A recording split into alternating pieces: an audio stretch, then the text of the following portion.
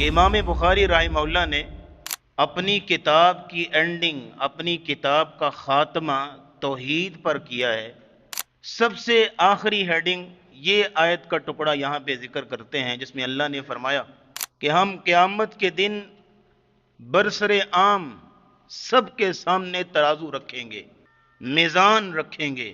بنی آدم کے اعمال جو آج ہم دنیا میں اعمال کر رہے ہیں 24 گھنٹے، اور ہماری جو گفتگو ہے، منہ سے نکلنے والی بات جو 24 گھنٹے کچھ نہ کچھ بولتے ہیں، یہ ساری چیزیں جو ہے قیامت کے دن تولی جائیں گی، ان کا وزن ہوگا پوری دنیا کے سامنے، برسر عام ساری کائنات کے سامنے لوگوں کے اعمال کو اور لوگوں کی گفتگو کو تولا جائے گا۔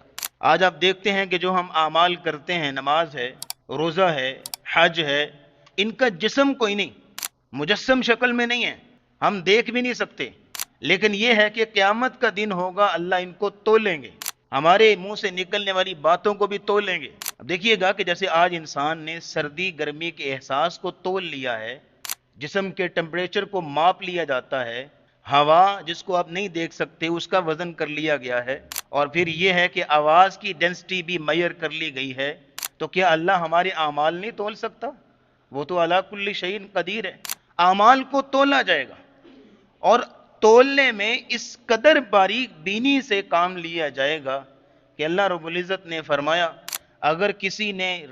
رائی کے چھوٹے سے دانے کے برابر بھی کوئی عمل کیا ہوگا، ہم اس کو بھی لے آئیں گے، اس کو بھی تولیں گے، کسی پر کوئی ظلم نہیں ہونے دیں گے، اور ہم کافی ہیں حساب لینے کے لیے۔